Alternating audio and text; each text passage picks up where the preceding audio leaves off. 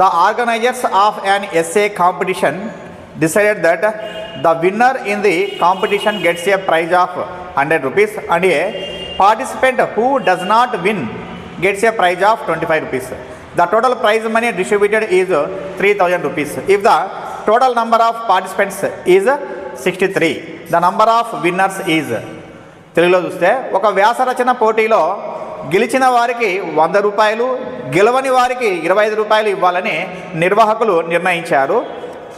బహుమతులకై పంచవలసిన మొత్తము 3000 రూపాయలు. పోటీలో మొత్తం పాల్గొన్నవారు 63 మంది అయితే గెలుపొందిన వారి సంఖ్య అన్నాడు. ఇక్కడ ఏమన్నాడంటే ఒక ఎస్ఏ కాంపిటీషన్ కండక్ట్ చేశారు. ఆ కాంపిటీషన్ దాంట్లోన టోటల్గా ఎంతమంది ఉన్నారంటే ఇక్కడ 63 మెంబర్స్ ఉన్నారన్నమాట.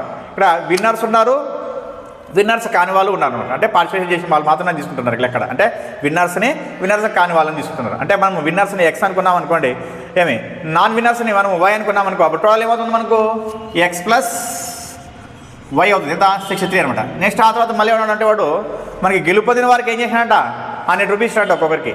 ఏమి గెలుపొందిన వారికి ఏం చేసినారు 100 రూపీస్ ఇచ్చినారు. నెక్స్ట్ గెలుపొందని వారికి అంటే గెలవని వారికి అంటే నాన్ విన్నర్స్కి వచ్చేసి ఏం చేశారంటే 25 రూపీస్ ఇచ్చినారంట. అప్పుడు మొత్తం ప్రైజ్ మనీ ఎంత అంటే 3000 రూపీస్. అంటే ఎలా చేస్తాం అప్పుడు వీళ్ళకి ఒక్కొక్కరికి 100 రూపీస్ కాబట్టి ఏం చేస్తాను 100 × X అని చెప్పి రాసుకుంటాను. నెక్స్ట్ వీళ్ళకి ఎంత 25 రూపీస్ కాబట్టి 25 × Y రాస్తాను. నెక్స్ట్ ఆ తర్వాత ఈ మొత్తం కలిపి ఎంత ప్రైజ్ మనీ 3000 రూపీస్ అనమాట. ఇది మనకి మీనింగ్. ఇప్పుడు మనకి క్వశ్చన్లో ఏమన్నాడంటే ఏమి then the number of winners అన్నాడు. అంటే గెలిచిన వారి సంఖ్య అంటే గెలుపొందిన వారి సంఖ్య అన్నాడు. గెలుపొందిన వారి సంఖ్య అంటే మనకు ఇది గెలిచిన వాళ్ళు అనమాట. అంటే ఇక్కడ విన్నర్స్ ఏమి ఇక్కడ నాన్ విన్నర్స్ అనమాట. అంటే ఎక్స్ వాల్యూని ఫైండ్ అవుట్ చేయమని చెప్పి అడిగినాడు. మరి ఎలా చేస్తామంటే సింపుల్గా ఇది ఒక ఈక్వేషన్ మనకు, ఇది సెకండ్ ఈక్వేషన్ కదా. ఈ సెకండ్ ఈక్వేషన్ కొద్దిగా సింప్లిఫై చేసుకుందాం. ఎలా అంటే ఇక్కడ 25, 100, 300 ఉంది. ఈ మూడిట్లో ఏం కామన్ తీయచ్చు 25 కామన్ తీయచ్చు. 25 కామన్ తీస్తే వస్తుంది 4 అవుతుంది. అంటే 4x. నెక్స్ట్ ఇది y అవుతుంది. తర్వాత ఇది 25తో ఎలా పోతుంది 25 1 = 25 అంటే నెక్స్ట్ 5 ఉంది 50 ఉంది. 50 అంటే 25 2 = 50 0 ఎంత 120 వస్తుంది అనమాట. ఓకే ఏమి నెక్స్ట్ అంటే 120 × 25 చెప్పి అర్థం మనకి.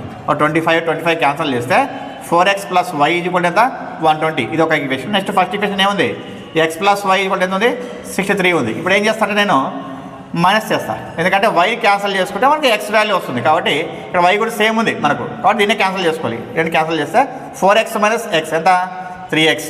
నెక్స్ట్ 120 - 63 7. తర్వాత 11లో 6 పోతే 5 వస్తుంది. తర్వాత x = 57/3. 3 1 = 3. నెక్స్ట్ 3 9 = 27 అంటే x = ఎంత 19 మెంబర్స్. అంటే విన్నర్స్ ఎంతమంది ఉన్నారంటే 19 మెంబర్స్ ఉన్నారని చెప్పని అర్థం. మరి ఏ ఆప్షన్ అంటే మనకు ఇచ్చిన వాటిలో third option is the right answer అనమాట.